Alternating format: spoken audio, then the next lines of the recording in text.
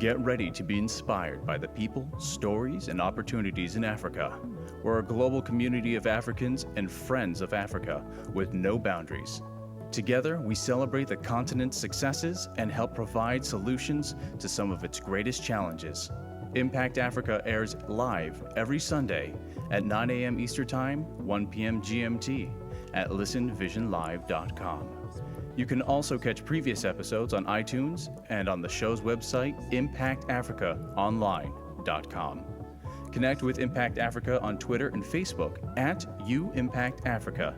Together, we'll discover that the real Africa is full of amazing talents and great opportunities.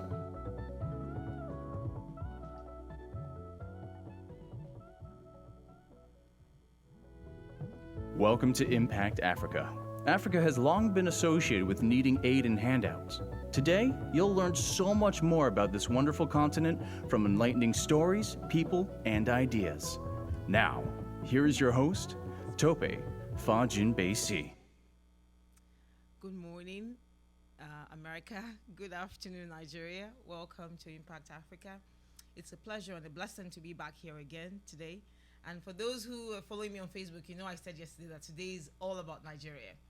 So, I'm going to be a little bit biased today because, I'm Nigerian. So we're going to be talking about, Nigerian arts, culture, language, and a lot of very fun things. So get ready to be inspired. And we're going to start things off with somebody who calls himself a cultural evangelist. I found that really funny. But Bayo Adegbembo is the founder and cultural evangelist of Genii Games, the parent company of Asha. Asha is a range of mobile applications aimed at promoting and preserving the African culture in its richness. And he has won so many awards, including the Cyber African Innovation Award, the Mobile App Category Award, Etisalat Pan-African Prize for Innovative Product, and the BlackBerry 10 App Competition in Nigeria in 2013. And the apps are built really to help the cultural understanding and education of children between the ages of 1 and 12. I've seen them. They're really colorful. They're very beautiful. And I'm really excited to chat with him today. And Bayo, are you on the phone with us? Yes, I am with you. Good afternoon. It's really a pleasure to talk to you today. Same here. Good morning to you, America. Good afternoon, Nigeria. Pleasure to be with you too. I'm so grateful for the clear connection that we have. First of all, I have to say that I love what you wrote on your LinkedIn page. You said you're on a journey to create the next big thing. That's just awesome. And, I definitely agree with you that you're on that journey. When I was looking at your profile, I honestly expected that you would have studied maybe history or something in the arts in university. Mm-hmm. And by the way, let me say that Bayo went to UNILAG, University of Lagos. So, I'm really proud here. But you actually studied geoinformatics engineering. Not like I know what that is. But how did that start? So how did you go from engineering to language and culture? So the key thing I'll point out is, interest and passion, honestly. Engineering was interesting. So when like geoinformatics engineering, which, like you mentioned, it's more civil engineering in a sense. But then, I went from that to, arts and culture because that's what blends my interest and passion for writing, arts, technology, and culture all together. So it's really more of my interest in, arts and culture that led me down that path. Nice. So did you ever practice engineering at all, or you just went straight from university to, this route? So, my practice of engineering was very brief. One of them, the only time I had to practice was during my compulsory IT, which was my 400. I practiced for 5-6 months with, just better construction company. That was it. Wow, there's so many people in this world who never know what their passion is, who never know where their true purpose lies. But I'm so glad that you just found yours very early on and you're making, really big strides. You mentioned on your website that Asha is trying to address the declining interest and knowledge in African culture, in our kids. How bad is this problem? And, what's responsible for kids not really understanding our culture anymore? Is Bayo still there or we lost him? I hope we didn't lose him. Okay, I think we did. We'll take a brief break and we'll try and connect him back, and because we still have a lot of questions to ask him.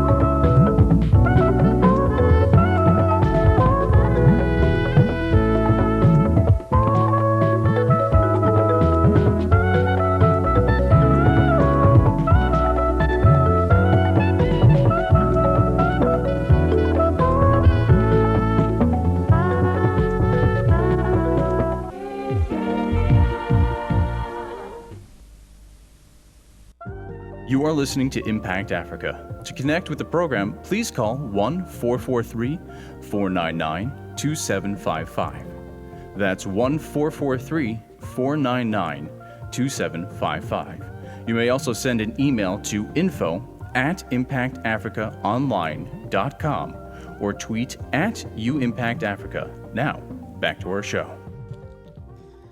And just when I was praising the connection, the internet connection, it just had to let me down. So, but we have Bayo back on Impact Africa. And Bayo, before we got disconnected, I was asking about the magnitude of the problem of our African kids not really understanding the culture. How bad is this problem, and why do you think it's happening? So again, hello? Yes, we can hear you. Yeah, so for me, it's a bad enough problem, given what what I see around me. I mean, for one, you can put down to globalization, the fact that, the bulk of what people consume around now, are so much westernized, whether it's, in entertainment or education or the like, there's really not much that has to do with our culture. But then, practically speaking, looking around me, everyone here is, is on to the next big, on to the next thing, and the next thing is really, the best down, down related to our culture, whether it's entertainment, whether it's language, whether it's anything. So what you have is a good number of kids growing up without having a cultural identity, let me see that way. Wow, that's a valid point, because it looks like everything is getting very seamless. It's very interesting that you say this, because I met you through a previous guest on the show who is from Ethiopia, and we had met at an event on Wednesday, and he said, I'm really much into Nigerian arts and culture, and one of the big things, I said, oh, so who do you like? He said everything from Fela to Davido. And so now you see people from other countries, other cultures really embracing something else. So, and somehow ours is getting kind of lost in there. So I'm very glad that you're doing this. But you've been doing this for 3 years.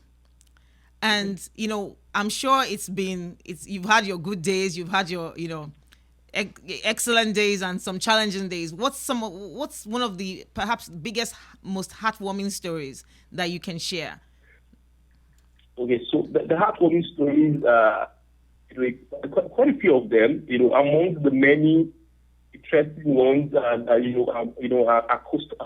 customers that have grown to know from doing this, people who once in a while they share videos with me. So I mean, one good example is a customer of mine in the UK. Her name is Buki. I never knew her from Adam. But then she reached out to me, posting a video of her daughter. Speaking the native language and saying, "Oh, thank you, Asha, thank you, Genii Games, for what your product is helping my daughter do." Wow. And another instance is, someone in America there who is actually an American, and he had gone to I think an organization called something that has to do with Ancestry. Yes, Ancestry.com. People go there to try and they go there to trace their roots. And then he discovered that, he has a shared heritage in Yoruba and also Igbo. And so he went and got my apps for his daughters. And then posted the video on Facebook. So those are heartwarming stories. And there are other ones that I can, share with you, emails which come in every now and then saying thank you, things like that. Those are really encouraging for me. Wow. I'm telling you, you're really doing a fantastic job. I grew up with my mom telling me stories about the tortoise. So one of the things that attracted me to your website was when I saw the tortoise thing going, I was like, yes, this is it, man. This is really great. I'm really glad that you're doing this. And I'm hoping that people who are listening, we have listeners from London, America, and Nigeria, can really go on your website and, find really how to take their kids back to our heritage, because you really don't know who you are unless you're really in touch with, your culture. And, one of the things that you mentioned was that somebody in America had contacted you. And I think you're doing something very amazing in Nigeria. And you need to bring, that over here. And because there are people who are African-American who are actually trying to go back to Africa. And one of the ways to go back is really to, embrace the culture. So is there a plan to expand this to the African-American or British African population as well? Yes. So for us, it's a long-term. I mean, we have a long-term vision, around the whole of this. And I would say that, Nigeria and the major cultures in Nigeria are just our starting point. What we've been doing in the last 3 years is, reaching out to people because we know that we can't do this alone. And what overrides, the personal interest in this for me is the fact that, it's a collective effort. It will take a collective effort to promote and preserve our indigenous cultures, to show the world, the beauty of it. So for me, there's a big vision around this, and the vision is to cover, as many African cultures as possible. And to do that, we continue to reach out to people, and we're also using this platform to reach out to people who are listening to, talk to us, let's share content, let's do interesting things around our indigenous cultures. Yeah, and I'm hoping to connect you with somebody, like I mentioned in my email to you yesterday, because he'll be coming on the show, Eric Shepherd. He's doing a project to charter a plane in November to take African Americans back to the continent, to West Africa precisely. So I will not let anything out of the bag. On February 1st, he'll be on the show to talk more about that. And, you're doing something really great. I have to say that again. But one of the things that I hear young people complain in Nigeria, and indeed all of Africa, is they can't get jobs, but, nobody will give them any capital to start a business. But here you are, for the past 3 years, you're making something happen. How are you able to navigate this tough terrain? How are you able to raise capital? And how are you coping? Okay, so in terms of my own journey, it hasn't been, easy. And I would say that, for a start, it has to be a good demonstration of passion and interest in this, enough to attract the kind of people who have been supporting me. In terms of the business, it's still a work in progress. We're still, trying out different models. But then in terms of getting the right kind of support, it comes down to a demonstration of your passion and your interest in this, because there are people out there who are also, supporting, different kinds of businesses, depending on the individual's, commitment to this. On my own part, it's been that, I've had support from, technology hubs like the Co-Creation Hub. I've had support from the Tony Elumelu Foundation. And again, it comes down to the fact that, these people, they want that, you have a long-term interest in this thing, and then, they provide the necessary support. Nice. And this is, I'm very glad that these people are supporting you. Co-Creation Hub, I've had them on the show before, and I know they are doing fantastic things. There are so many great startups coming out of Co-Creation Hub. They're turning Yaba area in Lagos to some Silicon Valley. It's, almost a big miracle. So I'm very glad to have somebody else who, has had support from them as well. Before I let you go, Bayo, for you to be able to do this with major Nigerian languages, how many Nigerian languages do you speak? Personally, I mean, I'm a very good speaker of Yoruba and English. So Yoruba, because English isn't even that's a no-brainer. But Hausa and Igbo. So I know bits of those from working on my apps. So because I have to listen every now and then. I have to vet content with other people. So I know bits of those two languages too. Oh, nice. That's great. And so can you tell our listeners and our viewers where they can find you? Where should they go if they want to find you and your apps and Asha and everything else? So listeners, if you want to get our apps, just go to GenieGames.com. That's the easiest means of reaching me or or having access to any of our apps. It's GENII-Games.com. Okay. You'll find links to all our different applications, and then yes, you can also enjoy our stories because we blog about our experiences every now and then. So yes, people should just go to the website and they'll get everything they need from there. Fantastic. And you should definitely go and get the tortoise stories on Genii Games. So we'll tweet that out at You Impact Africa. Thank you so much, Bayo, for spending your afternoon and our morning with us. We hope that many great things will come from you, and we look forward to staying in touch. Thank you very much. Thanks for having me. Thank you very much. Bye-bye. So that was Bayo with Asha, and you can go to GenieGames.com to find out more. They are lovely apps, and they're just amazing opportunities for you and your kids, even adults. You never know what you'll find. We'll be right back, and it's still Nigeria Day on Impact Africa. Don't go away.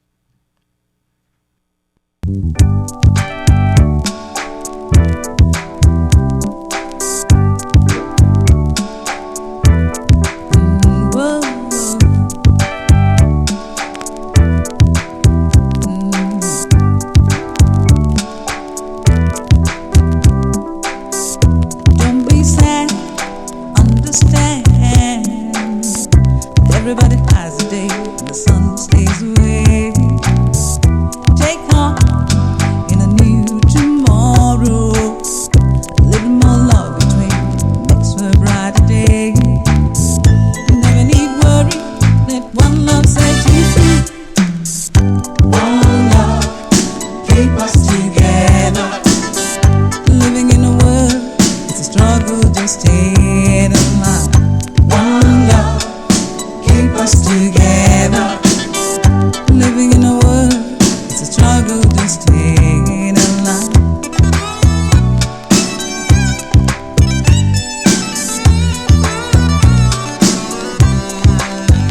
Somebody tell me, oh, I never fight it.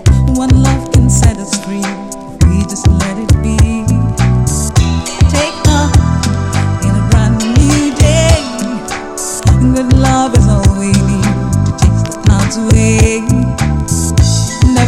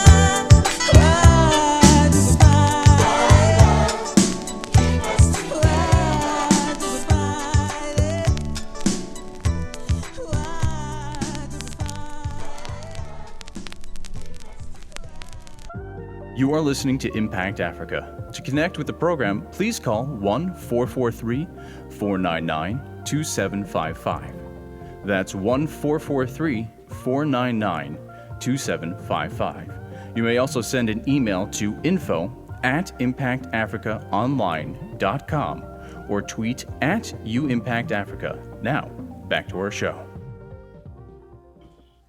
Welcome back to Impact Africa, and I enjoyed that first segment, and I'm even about to enjoy another segment because I have somebody that I did not even know lived in America, but I've been following for a little while on Facebook. I have Etim Eyo. Are you Insa Eyo's family member? Do you know Insa Eyo, my friend? She's probably watching. You don't know her? No, I don't. Well, I now don't you're officially her cousin.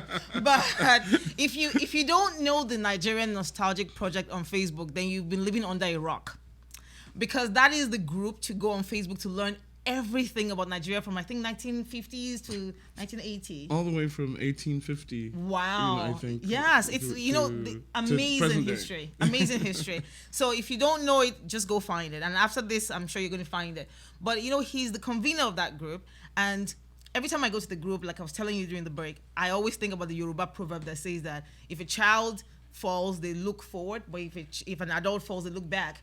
And that's because we cannot make progress if we don't understand our history. And that's what you're trying to help us do, right? Absolutely. I think that what we're trying to do is actually create it's an identity project. It's supposed to be something where we're trying for ourselves to define what our own identity is so that we know how to interact with each other and we know how to interact with the rest of the world. And, honestly, we don't know how to do that if we don't really understand who we are. We're very lucky and very fortunate to understand our roots, to know our roots. So why lose that understanding? Right. And, it's not enough to go to the Smithsonian, the Museum of African History and all that stuff. Mm-hmm. But when you're telling the stories, like, and one of the things I like about, your group is the picture comes up and it takes a life of its own. Absolutely. People just start to comment. Sometimes they start to bicker on stuff. Everybody has a piece of the information. Yeah. A little bit of information which they probably, it's a snippet. Yes. And they add that or they take away from it or they learn from it. So you have people who are observing. Yeah. You have people who are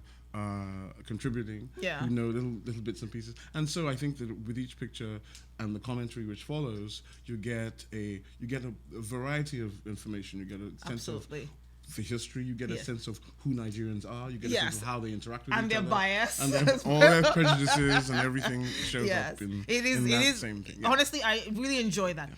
But you're not a historian. No, I'm not a historian. And you already gave me that caveat last night. You said, please note, I'm not a historian. Yes, no, I'm not.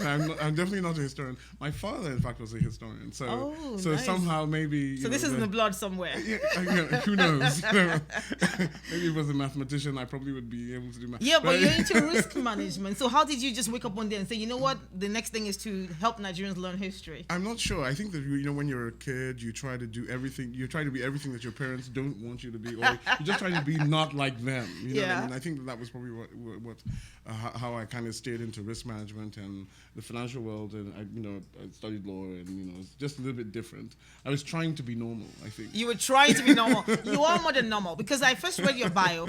It was, Alfred invests this and this. The next thing, I'm like, he studied law. Yeah. I thought you studied accounting when I saw all your. Yeah, you see, there you go. So this is somebody who hasn't been able to figure out what he's supposed to do with the whole of his life. So I've been, veering in and out of all kinds of professions. So my professional background is very, very, very. But it's diverse, and it's diverse. It's rich. I think I like it, and I like where you are right now. Right. I like the NMP. But one thing, I thought about this exact same thing myself, and what I came up with was that history is. Accounting is accountability. What the risk management is really, there's an accountability component of risk management. Yeah. And really, history is keeping a record. Yes. And holding Nigerians to account. Absolutely. Absolutely. It's not too far away from. No, it's not. You know what? Look, I believe you. That's the story we're going to put right now. I'm also a historian because I'm an accountant, so I'm trying. Okay, there you go. So this is great, but I know people want to see some of the pictures. So I promised on my Facebook page yesterday that we're going to do a little exhibition. So we're going to start, showing some of the pictures, and Etim is not a historian, neither am I. So we're just going to say what the pictures are and, a little bit about the picture. So we can have the first picture now. So who is this? This is a very young Chinua Achebe. Oh my God, who is the- I had no idea. Who is the author of, I think Things Fall Apart. Yes. And really representative of the kind of thought leadership that you would witness and see in Nigeria in the that first 20 years of Nigeria's existence, all the way from 1960. There were many others, Cyprian Quincy. There were, and then out of that, you also got Wale Soyinka and all, Yes. Olarotimi and all playwrights. And these people produced and did, phenomenal work, which was representative of the kind of intelligence. And Yes. I think the kind of, I guess. I don't want to call it world class because I don't know what that means, but I know what that means. First class. But these are literary giants. Yes, and so Chinua Achebe, I grew up knowing Chinua Achebe because my mom read literally all his books. Absolutely. And even as a kid, I was able to understand and follow his stories. Like, he's very engaging. And I can't even believe that he ever looked that young. Yeah. Okay, let's go to the next one. Ooh, who are these ones? Okay, now these are, if I can remember very well, because I had to study this last night. I mean, these are four gentlemen who were. This picture is from 1902. And these people were part of a regiment in a southern Nigerian regiment. This was a long time ago. This picture was actually taken in London, in front of somewhere, I think in Parliament or some building. You can see some of the structure, part of the building at the back. But they were in London for some purpose or something. They went to London like this? Absolutely. Oh my Absolutely. God. This Absolutely. is it. I just died. No way. Please. Oh my goodness. Please, can we have the next one? What? They did? Yes, they did. So, Oh God. I'm ashamed. Who is this? This is a gentleman called Fatai Rolling Dollar. Oh yeah, I know Who his died music. his music, yes. Yes. Very popular high life musician. Yes. And who died very recently. He just died? Yes, he died very recently at the age of, and he was still playing with younger people at the age of 89 or 86. I think he died at 86 or 89. Wow. Very recently. It was very, very, very painful when, so the last vestige of that whole era. Exactly. Wow. I mean, you still have people like Victor Olaya and all Yes, who are yes. still alive and whatever. But this was a fantastic person, a great representative. Yesterday, while the next picture is loading, I was thinking of asking you who these people were. Okay.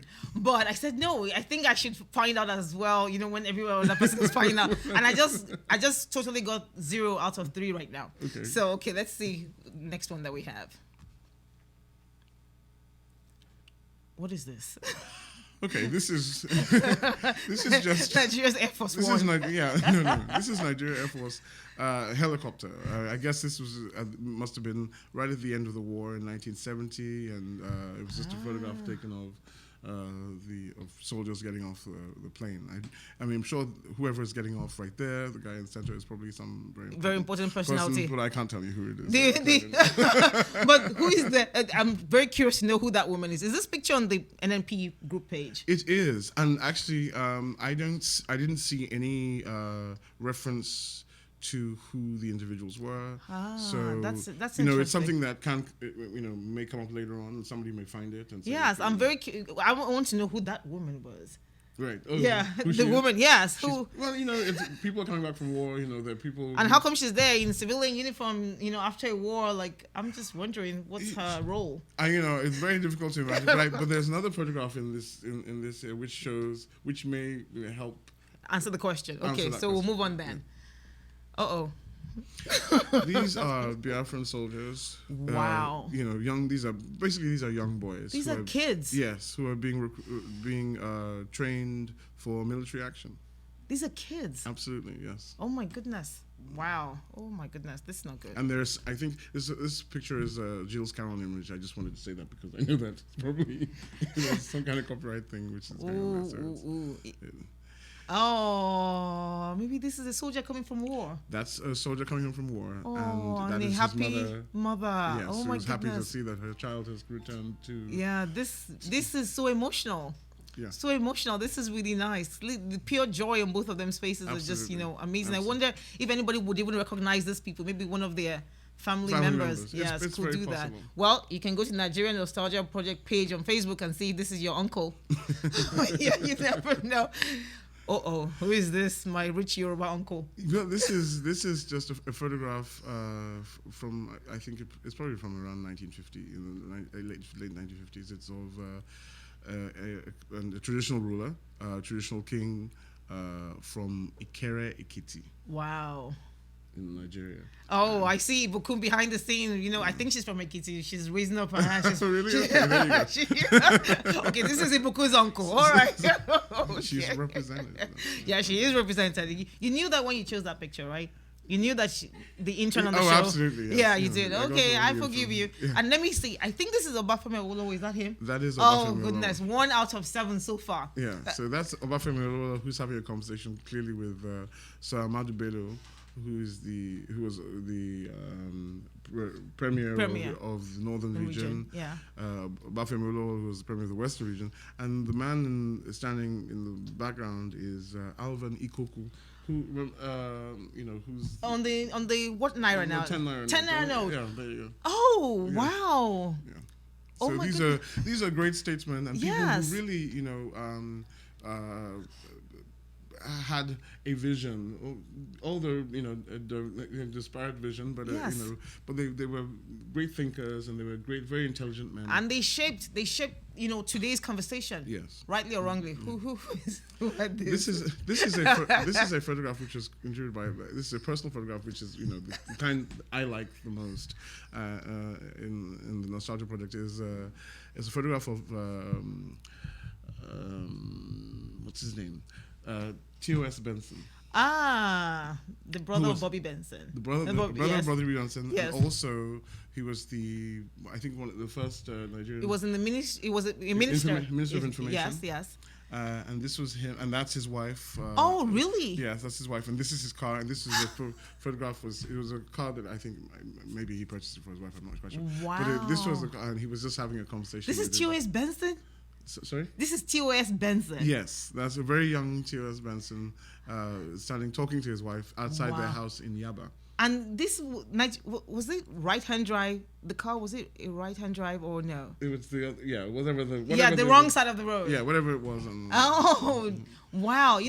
I personally like T.O.S. Benson because his brother Bobby Benson sang "If You Marry Taxi Driver." That's correct. That's one of my favorite all-time songs. That's one of your connection to Benson. Yes. So yeah. Who is this? This is a gentleman from 1847, somewhere around there. This picture belongs to the British Museum. It's of an Apubo chief, Waribo. But he's just, very Wow. nicely decked out for that period. You can see that he... Dude wasn't playing. 18 something, you Yes, said? this is very late in the 18th. The guy had 19th swag. century, Look yeah. at him. He Yeah. wasn't playing. Wow. Nice. This is nice. Okay, let's see. Next one, please. Oh, I hope we are not almost done because I'm enjoying this story time. Well, there's lots more to say. Here, this is a photograph of... Is this guy going to jail? Yeah, well, not so much jail. This guy is going into exile. This is the photograph of Ovoranwe, who was going into exile. Oh my goodness. If my sister Tolu is listening right now, she knows that my favorite quote of Ovoranwe is, "At last the pot of corn has been toppled. Mother hen and her children may now rejoice." Fantastic. When I the didn't know British that, so. when the British took over Benin, I am a huge fan of this guy. Huge fan. Exactly. Wow. So he was the gentleman who was the Oba of Benin who was Yes. exiled to Calabar by the British. Yes. Yeah. And I love this guy, but when the Benin chiefs beheaded some British people and the British people came forcefully, he said, "Today Benin have we swallowed a long pestle. We now have to sleep standing up." He was a very wise man. Yes, I mean, it's Absolutely amazing that you wise actually man. all know all these. Oh, quotes, I am like a huge fan of Ovoranwe. I'm a huge fan. Well, that is him. Here is a photograph of a display at the National Museum in Lagos in 1959. This was the inside of the museum, and this is an Ife head. As you can see, it's a bronze head. It's it's very sophisticated sculpture, very sophisticated bronze work, which is really just showing how sophisticated ancient Nigerians were. Wow, in yes. terms of the quality of the artwork which they produced. And I think it's just a great photograph. I'm thinking, does this even happen now? I think yes, to a certain extent. Of course, a lot of it was functional art, which was used within the royal kingdoms, or what have you been in or war. You had all this type of very sophisticated, and Igboku especially, all this kind of very sophisticated art which existed a very, very long time ago. This would have probably been. This is from way back. I don't know when. Wow! But it's not from the maybe 14th or 15th century or something. This is perhaps my best picture. Okay. Of the Lord. I've been waiting for us to get to this picture. This is the absolute best because, of all the things I'm finding about the Biafra time, I never knew there was the Biafra note currency. Biafra had currency. Biafra had stamps. Biafra had institutions and all kinds of things to set up, and people who were running them. So they were a fully fledged country, no doubt about it. And my goodness, I had no idea. They had seceded. Yes, they did. And there is really a lot to learn about that war. There's a lot to learn about that war.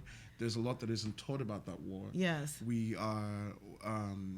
I think it's a very, very important part of Nigeria's modern history, and one of the things that Nigeria really has to address. Absolutely. The government has to address it. It seems as though it's been addressed, but you'll find that if you go into the communities, you'll find that there is still a lot of vitriol. There's still a lot of anger, particularly in the east, which was the part of the country which became Biafra at the time. Yes. There is a lot of bickering. There's some people who I've had to kind of block from my Facebook because once they start to vent about it, I get really terrified of what they're going to do next. Right. But I think that this story must be told from whatever angle. It must be told. I think the real problem is that when the war ended because really Nigeria won the war. It was a war between Nigeria and Biafra. They won the war, and that's the fact. The sad part of it is that the dynamic is the Nigerian government tried to, in a bid to try and seem reconciliatory, if you like, came up with this slogan called "No victor, no vanquished." So in other words, to equate both sides and say we're all one and all kinds of things, which is a good gesture, but not far-reaching enough, because the fact is these people were Biafrans. And now all of a sudden they're now Nigerians again, and they'd lost everything that when they were Nigerians, they lost everything that was associated with being Nigerian. And then now they were reincorporated into Nigeria, but nothing. I don't think I think some of the measures that were taken to restore property, wealth, money, all kinds of things, possessions, weren't far-reaching enough, and so there needs to be gesture, I think. Even now, and even conversations, open conversations. Because what I find about it's not even taught in school. What I find about this is that people who are talking and angry about Biafra were not in the war. No, they weren't alive. Exactly. So people are talking about hand stories, second-hand stories. Right. I had to go and ask my dad, about this story, about, what did he think about the war? And I think we need to have a very open conversation about it. I think it does need to happen. And maybe perhaps an exhibition by NNP will be the way to do this. That certainly would not be, I certainly wouldn't rule that out. It would be, we've had an idea for an exhibition for a while. We've just had a little bit of trouble getting funding for it in terms of the way that it needs to happen. But I know that it will happen eventually. It must happen. We have a great plan to put up something that is very unique type of exhibition, as opposed to the regular thing of you just coming into a room and looking at a bunch of pictures on the wall. So what we know that we do very well is interactivity. So we want people to be able to interact. We want to bring people into that time. So we're using a variety of media to communicate that message, including people, live people, costume. We'll do even video. Can I be one of the costumes? Oh, absolutely. If you are willing to do it for no money whatsoever, we'll do it. Hey, I'm ready. Put me in that lady's costume. The lady hugging the soldier. I'm there. That's Oleku is back in fashion. So we should do this. But honestly, I would love to keep on chatting. But hey, we're really out of time. But thank you so much, Etim, for coming. Thank you very much. And at such short notice too. Thank you. I'm so glad you're here. I hope you continue to come back, and I hope that we can work with you in the exhibition. I hope you will have us again, because we'd like to come and talk talk about the foundation and all the things that we're doing in terms of, beyond pictures, because it's not just about, photographs. Fantastic. I really like that. So thank you so much for, watching this mini exhibition. Go find the Nigerian Nostalgia Project on Facebook. Yeah. If you haven't found it, you'll be living under a rock. But we'll be right back with Africa 101, and the icon today is Nnamdi Azikiwe. Let's know what you know about Nnamdi Azikiwe. Don't go away.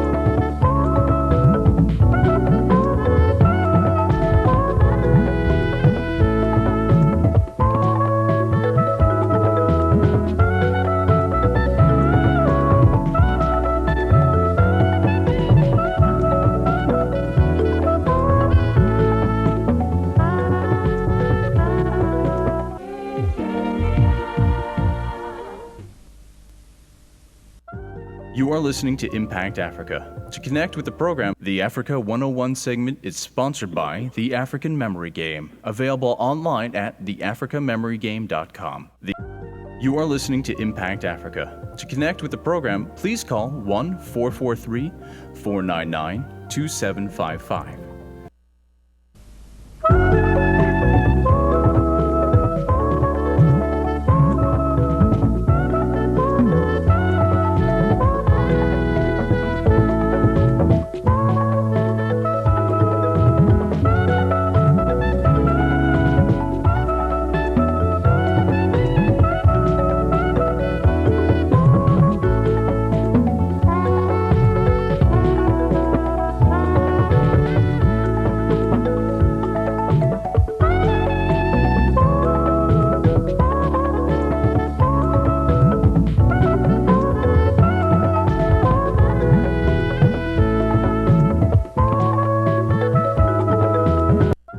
You are listening to Impact Africa. To connect with the program, please call 1-443-499-2755. That's 1-443-499-2755. You may also send an email to info@impactafricaonline.com or tweet @UImpactAfrica. Now, back to our show. Welcome back to Impact Africa. I definitely enjoyed having Etim Eyo here, and I'm definitely looking forward to something bigger from the Nigerian Nostalgia Project. So now we're on to the Africa 101 quiz segment, and today's contestant is calling us live from Kentucky, USA, originally from Nigeria. Abdulaziz Odusoya is on the phone. Abdulaziz, welcome to Impact Africa. Thank you very much for having me. Good morning, everybody. So the rule is you have 5 minutes to get the correct answers. So we're going to start, and we're going to be tested on Nnamdi Azikiwe.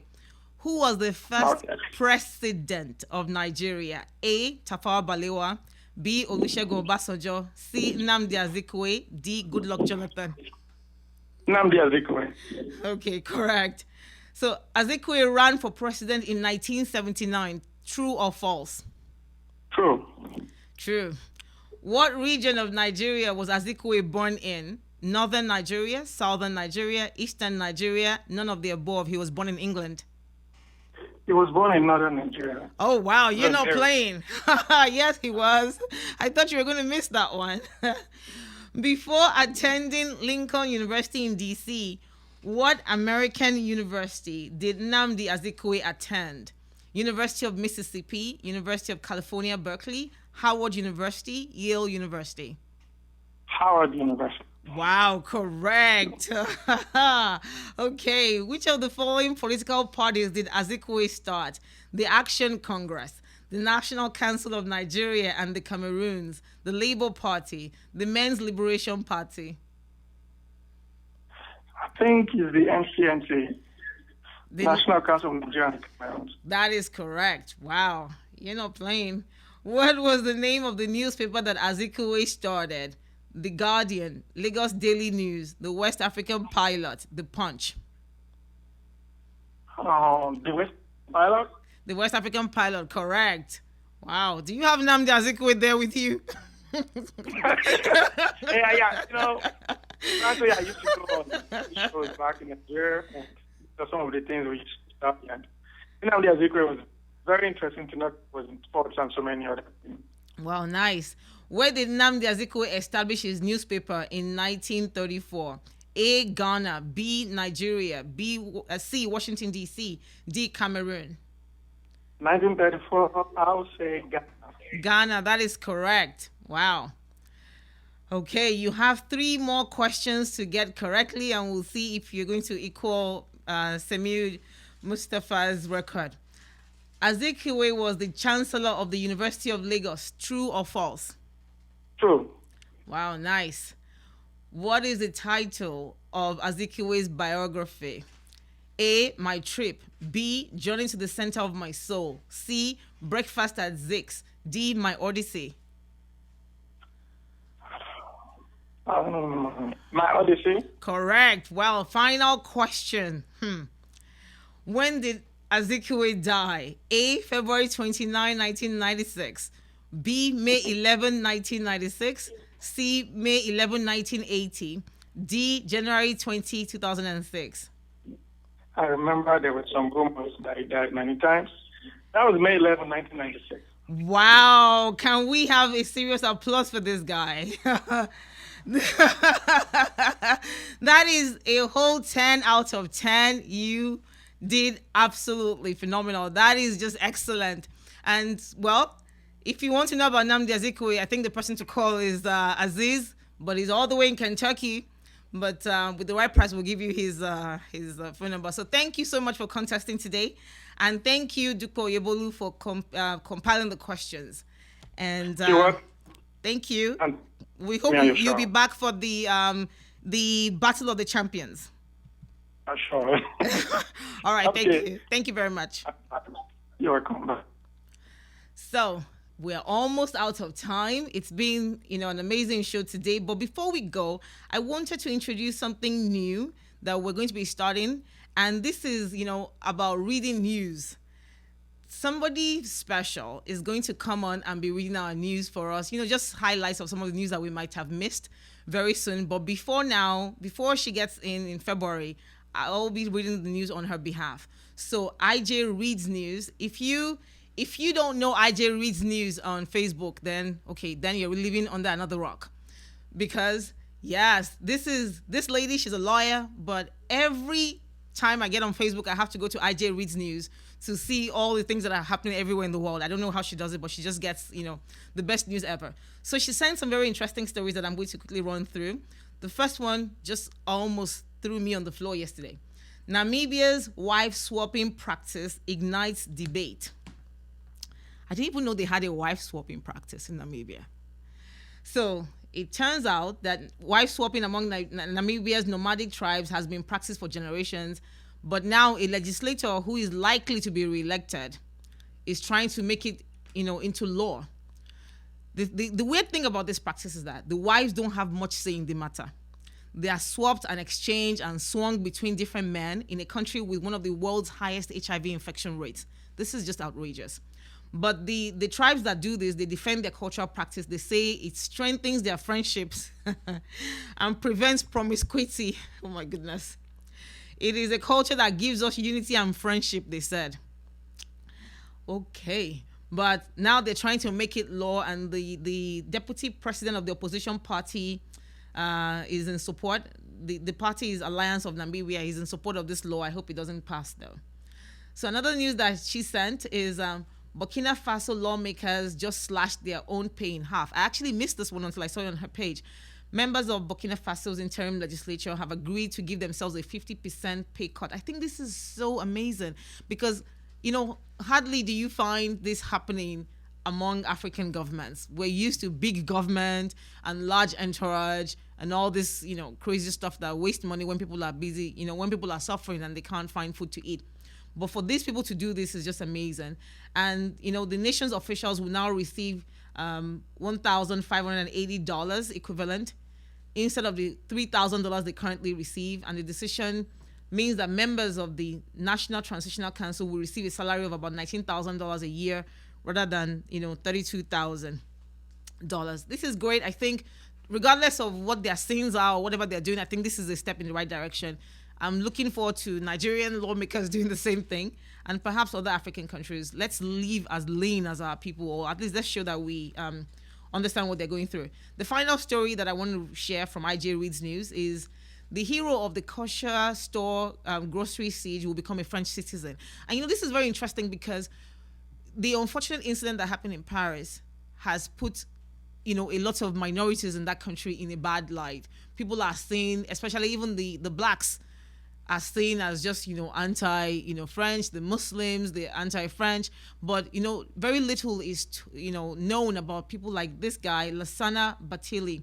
He's a young Muslim, formerly undocumented immigrant from Mali, who risked his life and hid the shoppers in the kosher grocery store targeted by the terrorists in Paris last week, 2 weekends ago. And so he saved so many lives. The interesting thing is that when he first went to the police to, try to tell them that people were in the freezer, the police handcuffed him for about an hour because they believed that he was the gunman. They said there were similarities. I don't know what similarities there were between a black Malian and people who weren't black, but whatever. But they finally found out that he wasn't, the one. And, when they asked him that, why did you do this? You're a Muslim. You're not, really French yet. And he said, I didn't know or care if they were Jews, Christians, or Muslims. We were all in the same boat. I think that's excellent. And I understand that he's now been granted his French citizenship, and the Interior Minister of France is going to really personally attend his, citizenship ceremony. We think he's such a fantastic hero. I want to thank IJ for sending the news. And if you are on Facebook by any chance, make sure you always go to IJ Reads the News. IJ Reads the News. IJE Reads the News. And you'll just be informed. You don't even need to go to any other website. Just go to IJ Reads the News on Facebook, and you know everything happening all over the world. So thank you so much for joining us again today. It's really, really, really been a pleasure. And it's been a very wonderful opportunity for me to reconnect with my Nigerian roots. I hope those of you who are either Nigerian or even non-Nigerian enjoyed and would explore some of the opportunities that we brought on the show today. Go to GenieGames.com to connect with Asha for your kids, and go to the Nigerian Nostalgia Project on Facebook to see beautiful stories and beautiful pictures of some of our history. Until next week when I come your way again, please keep on impacting Africa. Thank you. To Impact Africa. Please join us again next Sunday at 9 a.m. Eastern Time, 1 p.m. GMT at listenvisionlive.com. Have a good week and keep impacting Africa.